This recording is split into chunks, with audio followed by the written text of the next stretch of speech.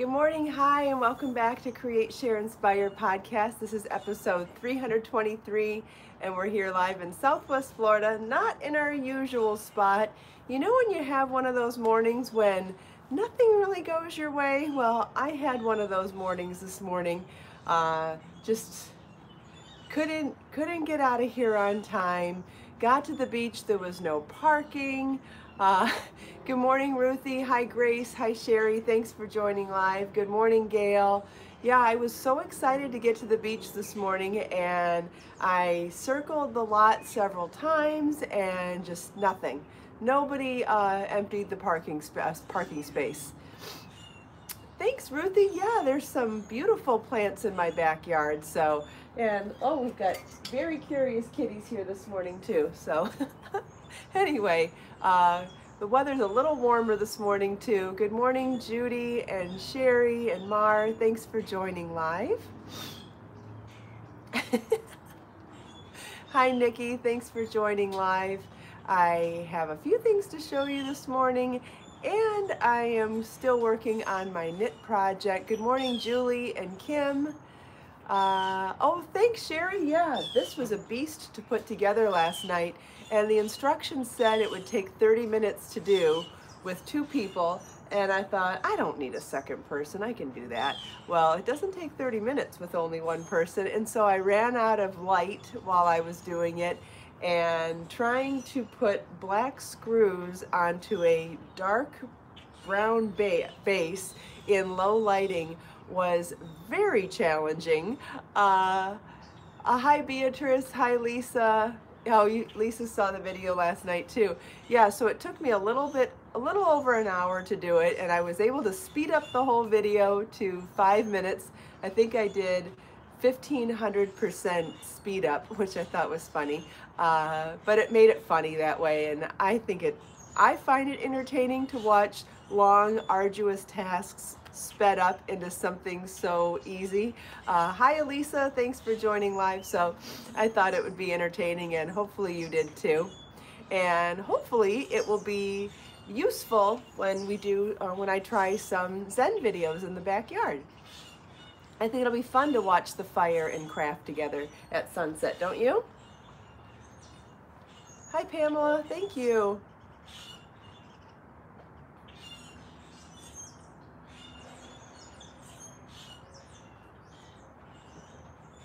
Hi, Kimberly from North Carolina. Thanks for joining live.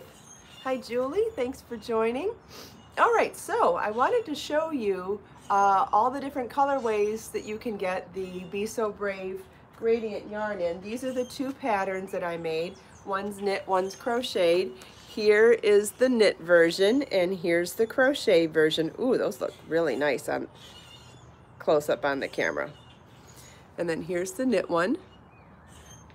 Close up, and then I wanted to show you this colorway is the violet and berries. That's the one that I'm wearing right now. So it starts with a berry or starts with violet, whichever way you want to start from, and then it goes from berry to lavender to violet. So you can get this colorway, and then there's 3 other colorways.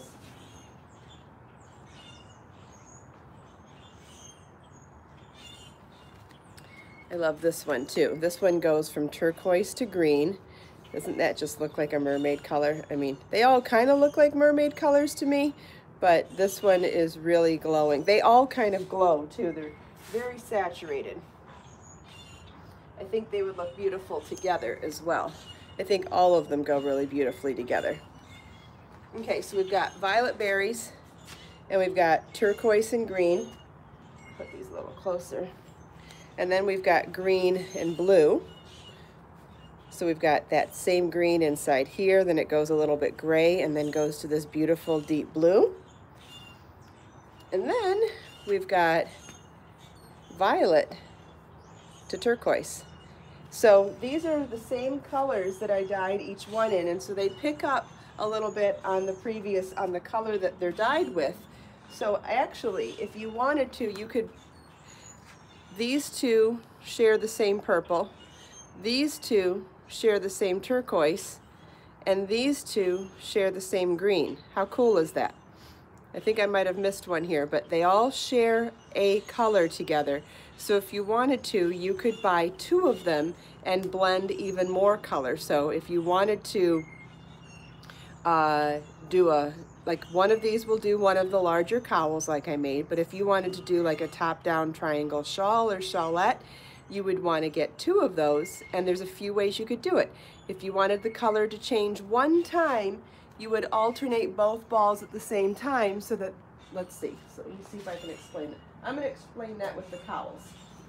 So if you wanted, imagine if you were doing a top-down shawl and you wanted the color to change 2 times. You would start both at violet and let it go violet, turquoise, and then violet, turquoise. If you wanted to change color 1 time, you would start each ball from a different end, like this, and you would go violet, berries, and then violet. Or another way you could do it by changing, this would be changing color 2 times. This would be, okay, this would be 4 color stripes. This would be 3 color stripes. If you wanted only changing color the 1 time, you would start both balls at the same time and alternate every row so that you would make the violet stripe longer and then you would make the berry stripe longer. Does that make sense? Hopefully that makes sense. If you need me to explain that further, let me know. Or if you wanted to change color, have extra color, you would start, you could do the violet from the violet berries and the violet from the violet turquoise, and you could get a 3rd color in. Or if you wanted to do that with the turquoise green and the green blue, the turquoises, or no, sorry, the greens match on this one. The greens match on this one. Each one is just over 200 yards. All the specific details are listed in the listing, but it's just over 200 yards of worsted weight yarn, which is a lot of yarn for worsted weight. So obviously you can make, these ended up only being 80% of a ball, so you can imagine that you could go a little bit further than that. This is 80% of a ball, so you could make those even bigger, or you could use 2 and make a small shawl or shawlette. 3, obviously you would get something much larger, but then you think in terms of 200, 400, and 600 yards of worsted weight yarn, you realize you could go a lot further, obviously. Does anybody have any other questions about that?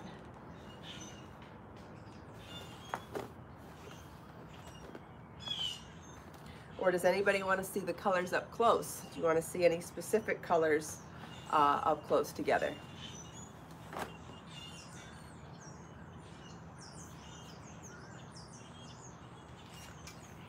I'll wait and see if there's any requests to see more colors.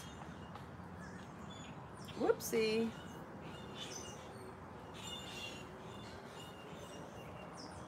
Julie just wants to see the violet one. Sure, that's the one that you can see better on the cowls, but sure, here is the berry violet. Good morning, Edna. Thanks for joining live.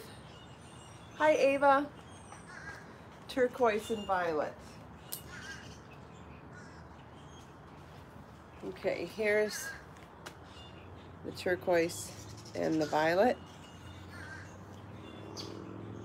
And here's the other turquoise. Try to hold them all up together. I think that's the best way for you to see all the colors. It's hard to hold all 4 though. There we go. I think you get a real good idea of the colors when you see them all next to each other. You know, just like when you're trying to tell if something's navy blue or black, it always helps to see a color next to a different color to really appreciate what kind of color it is. So this would be violet berries, green turquoise, blue green, and turquoise violet. Yep, this is my backyard, Ava. Yeah, so the bougainvillea behind me gets hummingbirds in it, and I'm super excited to hopefully get more hummingbirds. I ended up buying a little hummingbird feeder. Can you see it over there? I bought a little hummingbird feeder hoping that I would get more hummingbirds. I was thinking that that would be fun for Zen videos too.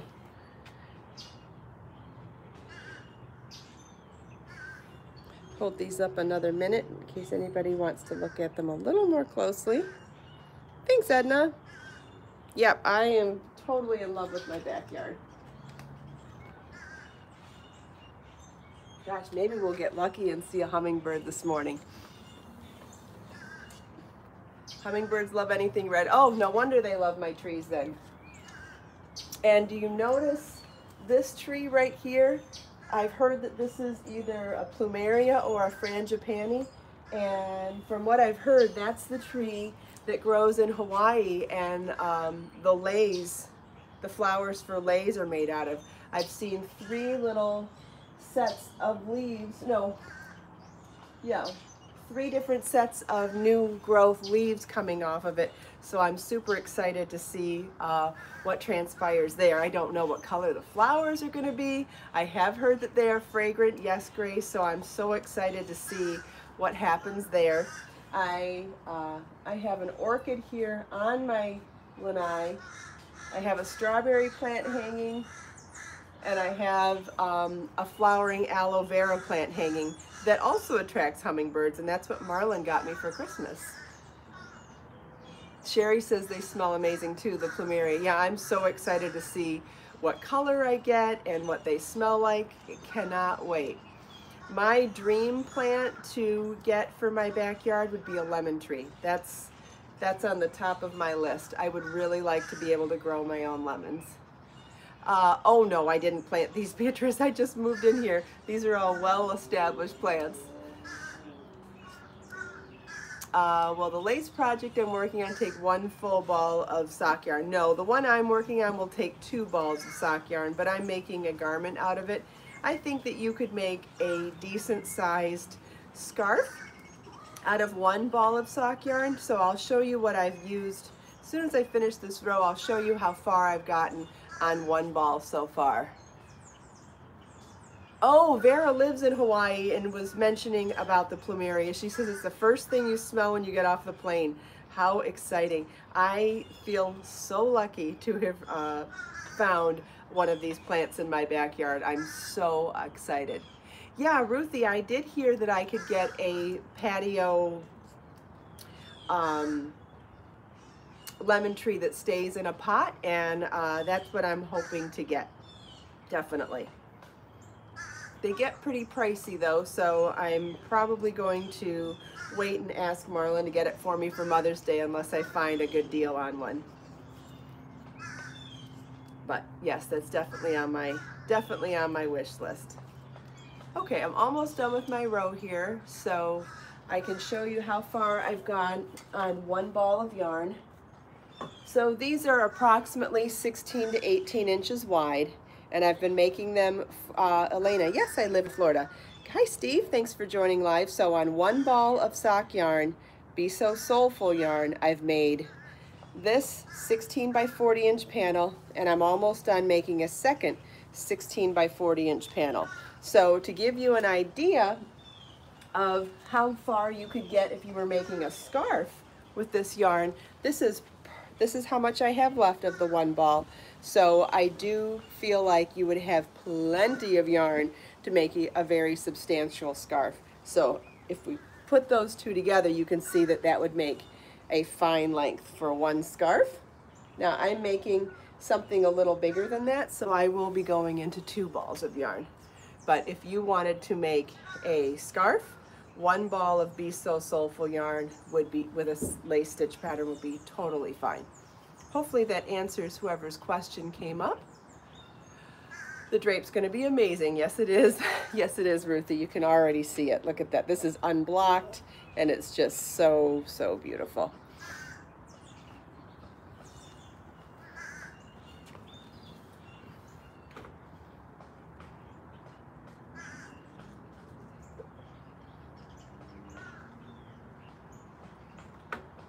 Okay, I think somebody asked me the names of my kitties. Let's see, Bjorn is sitting in the chair here. They are both brothers from the same litter.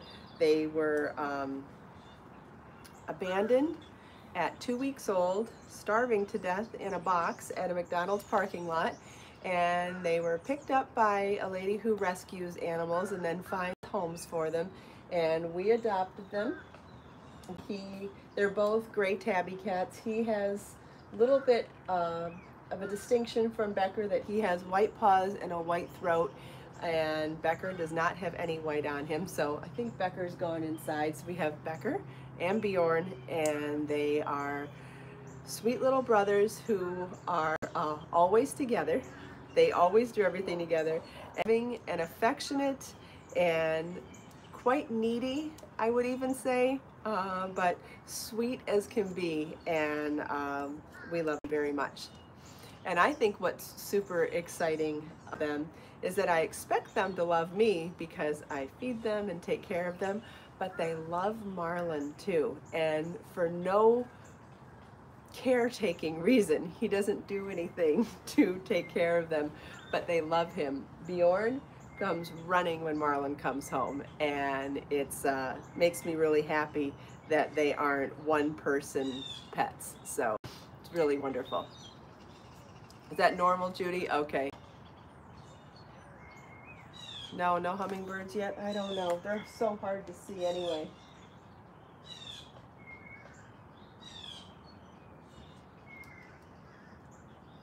Hopefully we'll see them one of these days.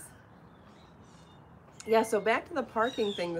The parking, there's limited parking at the beach before 8 or unlimited parking at the beach after 8. And because of the time of the podcast, I have to hope for the limited parking. And most of the year that's fine because of the time of day, but in season it fills up obviously really quickly. So this morning there was no parking, and I several times only to find no parking. And because Marlin was running a little late this morning, I didn't have time to ride my bike there instead, because it's a 20-minute bike ride each way.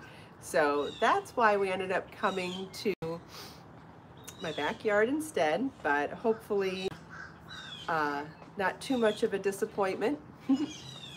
I know the beach is always better when we can get there, but sometimes you got to make do with what you got. Does anybody have any other questions this morning?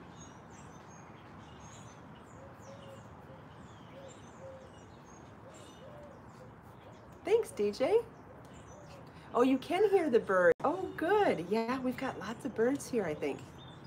You know, I realize I can't please everybody, but if a few people are happy with the mishap, then that's okay. Thanks, Sherry. Thank you, Lily. A few things that it is possibly okay to run the propane fire pit inside the screened-in porch. What are your... Because my first reaction would be it's probably better to take it all the way outside, but from what I read, it might be safe to turn it on while we're in the patio, which would be a lot more convenient for the seating and everything. So I was just curious if anybody had any facts on that. Any safety facts for me.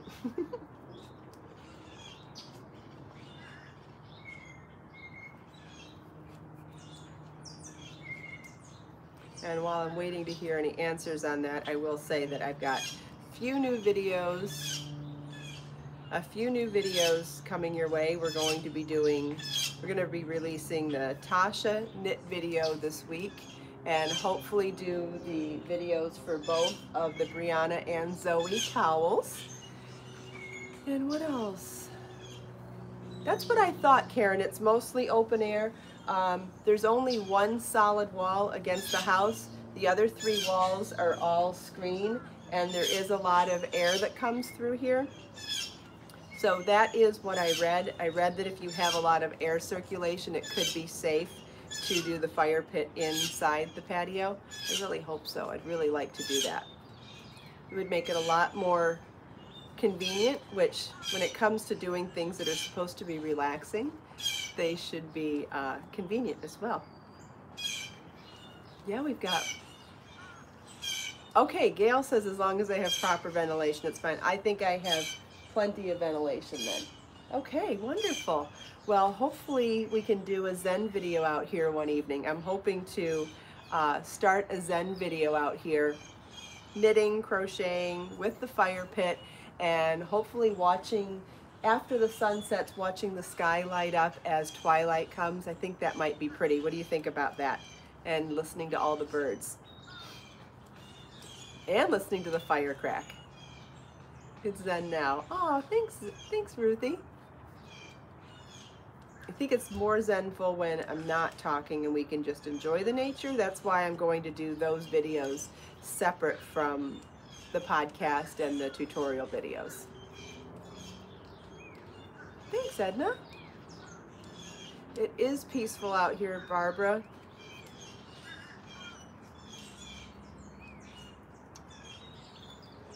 Good, I'm glad I can share it with all of you. Oh yeah, Karen's suggesting to give a thumbs up if you enjoyed today's podcast. Thank you. Yeah, Pamela, I think the colors out here are just, I don't know, make my heart sing. I love all the colors out here. And did you notice there's no grass either? It's wood chips out there or mulch. I think that's kind of fun too. Hoping to get some photography. You know, you may recognize that this is where I photographed the Shangri-La bag. Do you recognize that now? This is where I photographed the Shangri-La bag, right behind where I'm sitting.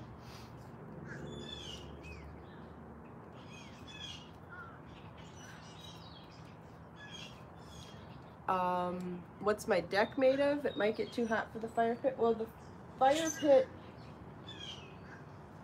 actually the fire pit is just on the surface here. The rest of it won't get hot at all. So I'm not sure, but the deck is stone. It looks like it's just patio stones. Can you see it back there? Over there? It's definitely outdoor material out here.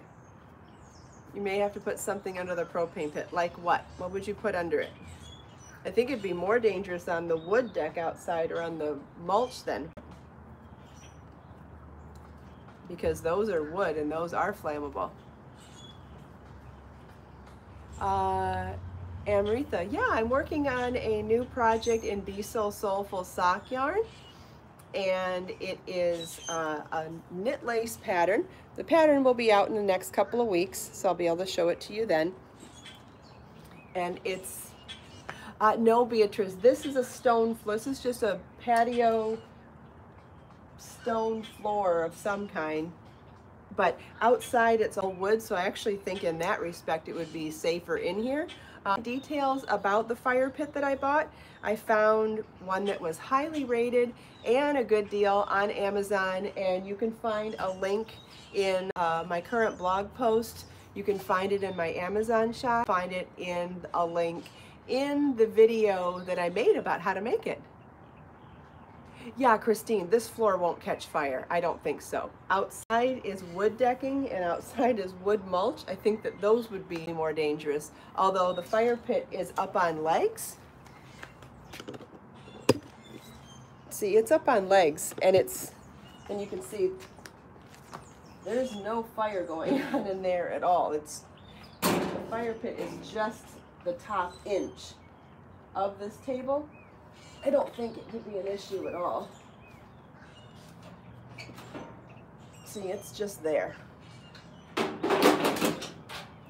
I'll show you better details of that. And that's the table I made right there. Remember when I made that table? Out of, what do you call it? Crates? Yeah, it's considered convenient for a patio. Piper's mom. Yeah, no, I don't. I don't do the tensioning too tight on my loose.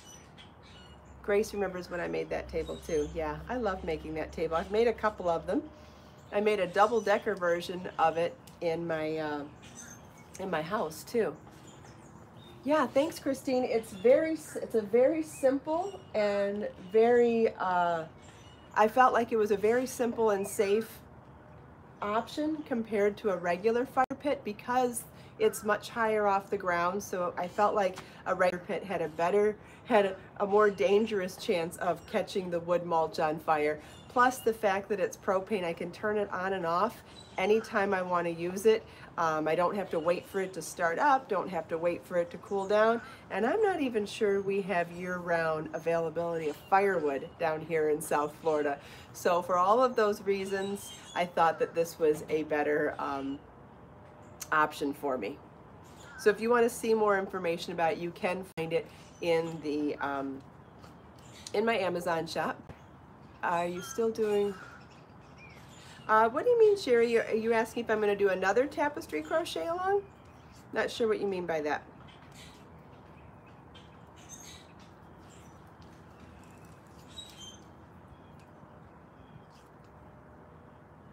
I think it's 60 degrees here this morning, Lisa. So definitely warmer than it's been the last couple of mornings. Yeah, I have plans to do more tapestry crochet, Sherry. Absolutely. In fact, I have a couple of designs drawn up. So the next step for me is to on charts and then convert them to patterns. So I have a couple of steps left to do. Oh, I think Becker might be coming out to see us now. Hi, buddy. You gonna come out and say hi? No, not today. It's Lily says it's extremely cold where she is. Yes, in most parts of the country, it's still extremely cold. That is true. I hope you all are indoors and safe. Oh, so back to the tapestry crochet. So yes, I have some pictures in my head, and I've kind of sort of drawn them, but not into a chart form, because what I need to do is convert my drawings and my vision into pixelated form so that it can then be converted to stitches. So my next step is to pull out some graph paper and some markers or some colored pencils and convert my drawings to a pixelated form. And then from there, I can figure out a repeat for the pattern. And it won't be until I know what the pixelated version of the drawing is and then what the repeat would be.